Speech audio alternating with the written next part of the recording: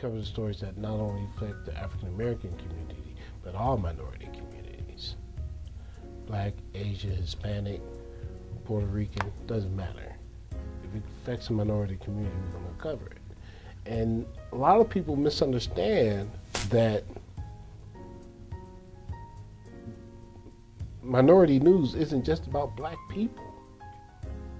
It's about the president, it's about the government, it's about laws, it's about legislation, but it's how it affects that community, those people, and you'll only hear that voice spoken at the Call and Post and publications like it. The Call and Post more or less was a favor in the field of religion, and especially if something jumped off that was really off the wall in the black community, they had it in the Call and Post. We need to have a voice. You know, it's important that black people have a voice. The Call and Post gives us that. Never has this newspaper been indebted to, wed to, or linked with any particular party. As Don King would say, I vote for the man, not the party. And that is the underlying philosophy still of this newspaper. I love the Call and Post. I still get the Call and Post. It brings back really fond memories, you know. And I can see myself now walking down the street hollering Call and Post. It's the only paper to give you an exposure. And I can see that lady grabbing me and telling me, to come here, little girl, come here. You're too little to be out there. Give me them papers. And she brought a bunch of them. It's the all only the papers I had paper left, she brought. Right. For people of color, it actually speaks the truth. I mean, if you want to read something, you read it in one paper. You want to see more about it, and you're going to talk. The Call and Post is going to give us more exposure. It's meant a lot because it's kind of been the voice for the community. We've done a lot for the community, the festivals, things like that. Back at the old building on 105 in Chester, we had our first Christmas party. I don't know if you remember that. We had people came and donated toys and things like that.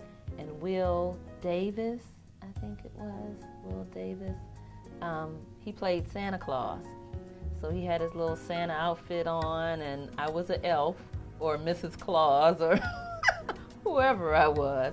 But we had kids come in, and they were, you know, underprivileged kids. They would come in, and they just lit up when they saw all the toys and the games and things like that. You know, we tell them, just go ahead, pick out a 5 or 6 things, get what you want. And then we had another table and food set up downstairs, because it was it 3? It was 3 levels at the old building.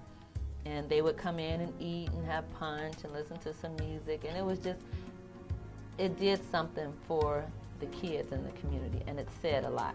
If it was in print, it was in the Call and Post. You know, the Plain Dealer, yeah, they printed some articles, but it wasn't black orientated. We always stayed till the paper got out. That was one of our mottos. It was like the postman, where it said either rain, hail, sleet, or rain will stop the U.S. mail. No matter what happened, we got that Call Post out every week. I really got interested in selling Call Post when they had a contest, and the winner of that contest would win a Schwinn bicycle. So a person at my age and a Schwinn bicycle, bring me some papers. First thing I thought of, okay, I'll sell newspapers. And I had started to Central High, and I was passing the Call Post building, so I stopped in there and asked them, could I be a news person? And they said, yeah. And as time went by, I started to write for the Call Post. And I wrote for the Call Post, I think, until about 1958. I don't know where those columns are.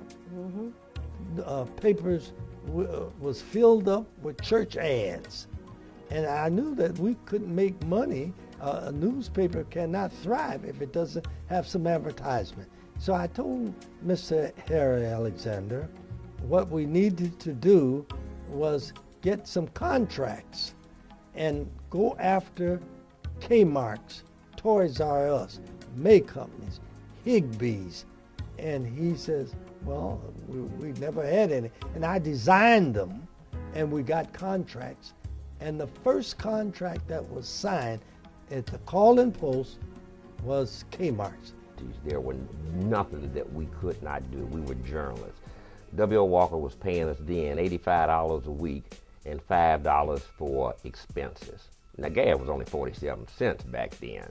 But again, $85 a week and $5 in expenses. Little did he know, I would have paid him that $90 a week just for the experience that I was getting. It was my beginnings. It was my literary beginnings. If I hadn't gotten this job, I don't know if I'd be where I am now. I enjoyed my time working here. I learned a lot.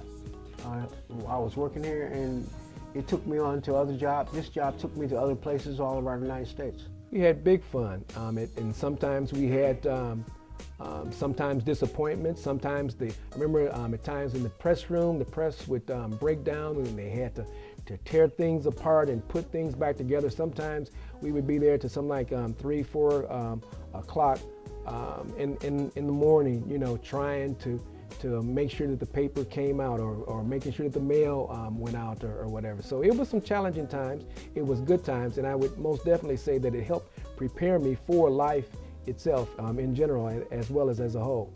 It also gave me an opportunity to be a part of something that's going on in Cleveland. I mean, like I said, I've been here all my life, and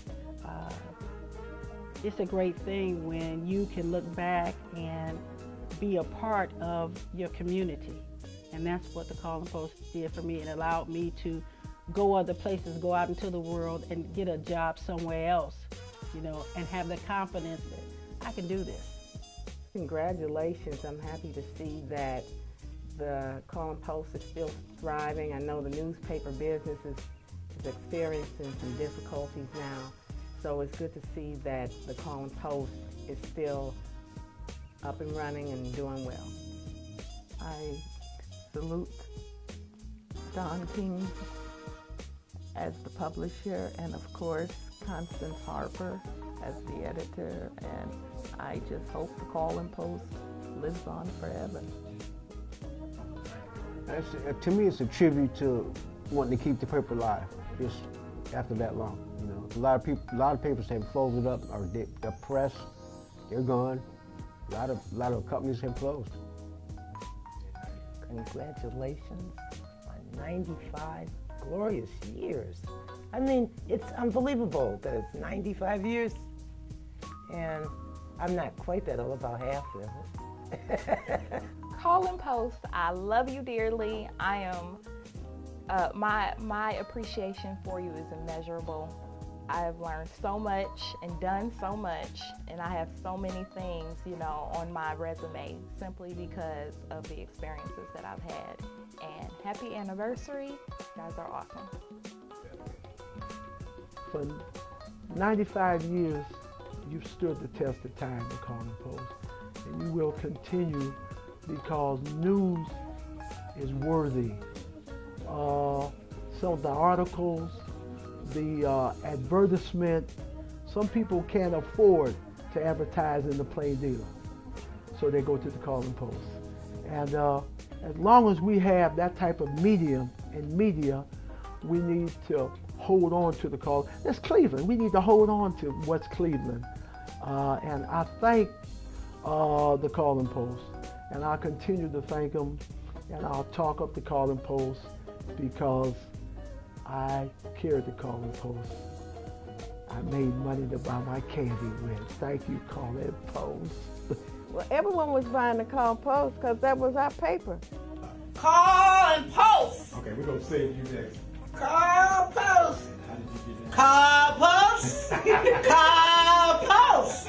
Get your Call Post. Excellent. Thank you, ladies, very much.